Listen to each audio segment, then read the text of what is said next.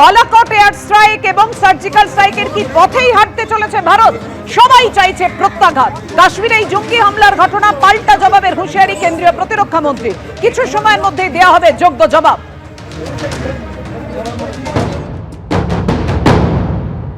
देश ने अनेक निर्दोष नागरिकों को खोया है।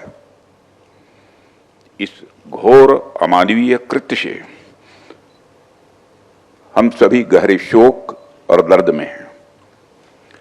सबसे पहले मैं उन सभी परिवारों के प्रति अपनी गहरी संवेदना व्यक्त करता हूं जिन्होंने अपने प्रियजनों को खोया है।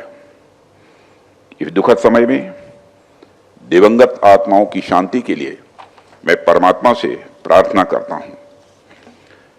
यहां मैं भारत के दृढ़ संकल्प को दोहराना चाहूंगा कि टेररिज्म के खिलाफ हमारी जीरो टॉलरेंस की पॉलिसी है।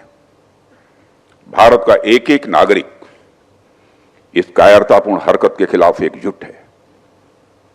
मैं इस मंच से देशवासियों को आश्वस्त करता हूं, घटना के मद्देनजर भारत सरकार वो हर कदम उठाएगी जो जरूरी और उपयुक्त होगा।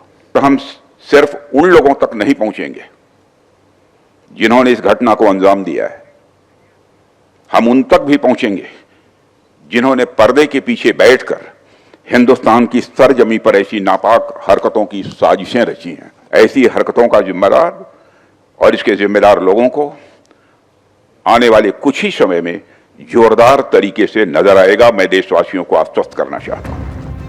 অতনু, রাজনাথ সিং বলছেন যারা পর্দার পেছনে থেকে এসব করাচ্ছে কিছু সময়ের মধ্যেই মিলবে জবাব। এখন প্রশ্ন হলো, এই পর্দার পেছনে কারা, নেপথ্যে কারা, যারা বেছে বেছে হিন্দু কিনা নিশ্চিত করে হত্যালীলা চালালো? দেখো, একবারই তাই। জঙ্গিরা তো সামনে রয়েছে, জঙ্গিদের সংগঠন সামনে রয়েছে, নেপথ্যে কারা রয়েছে, কারা করাচ্ছে, কারা মদত দিচ্ছে, কারা লজিস্টিক সাপোর্ট দিচ্ছে, এটাই সব থেকে গুরুত্বপূর্ণ। আর এ তো একদম পরিষ্কার। 2008 সালের তুমি যদি 26/11 মুম্বাই আক্রমণ দেখো, আর আজকে যদি এই 2025 সালের গতকালের এই কাশ্মীরের এই জঙ্গিদের এই যেভাবে পর্যটকদের তারা বেছে বেছে, হিন্দু পর্যটকদের বেছে বেছে নির্বিচারে গুলি চালিয়ে খুন করেছে, এই ঘটনা দেখো, এই দুটোর মধ্যে নেপথ্যে কারা এর মধ্যে কোনো তফাৎ নেই। জঙ্গিরা বদলে গেছে, কাশবের ফাঁসি হয়ে গেছে, অন্য কাশবরা আবার ময়দানে চলে এসছে। নেপথ্যে আসলে পাকিস্তান। গোয়েন্দারা বলছেন নেপথ্যের লোকগুলো একই, সেটা তারা পাকিস্তানে বসে, এবং এই জঙ্গিরা হচ্ছে গিয়ে তারা হচ্ছে মাধ্যম। এই জঙ্গিদের দিয়ে তারা এই ভারতবর্ষের বিরুদ্ধে একের পর এক ষড়যন্ত্র করছে এবং এই একের পর এক এই জঙ্গি হামলার ঘটনা ঘটাচ্ছে। কিন্তু তুমি যদি দেখো যে নেপথ্যে কারা রয়েছে, নেপথ্যে রয়েছে পাকিস্তান। সেই 2008 সালে 26/11 যখন মুম্বাইয়ে জঙ্গি হামলার ঘটনা ঘটেছিল, যে জঙ্গিদেরকে প্রশিক্ষণ দিয়ে মুম্বাইয়ে পাঠানো হয়েছিল, তাদের প্রশিক্ষণ কারা দিয়েছিল? তারা পরে কাশব এটা স্বীকার করেছিল যে তাদেরকে যে প্রশিক্ষণ দেওয়া হয়েছিল, সেই প্রশিক্ষণ দেওয়ার সময় পাকিস্তান সেনাবাহিনীর অফিসাররা এসে প্রশিক্ষণ দিত। পাকিস্তানের গোয়েন্দা সংস্থা ISI তারা এই প্ল্যান তৈরি করত। অর্থাৎ একদিকে পাকিস্তানের গোয়েন্দা সংস্থা ISI তারা প্ল্যান তৈরি করছে, সেনাবাহিনীর অফিসাররা গিয়ে তাদেরকে ট্রেনিং দিচ্ছে।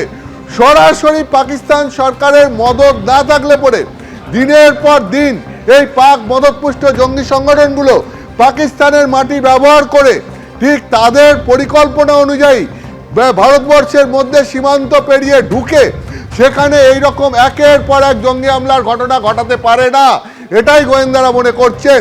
অর্থাৎ নেপথ্যে কারা?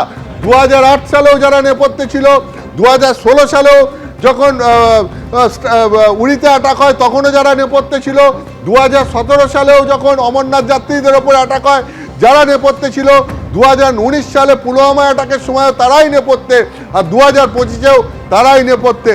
তারা সব হচ্ছে পাকিস্তান সরকারের অংশ, কোনোটা সেনাবাহিনীর অংশ, কোনোটা গোয়েন্দা বিভাগের অংশ।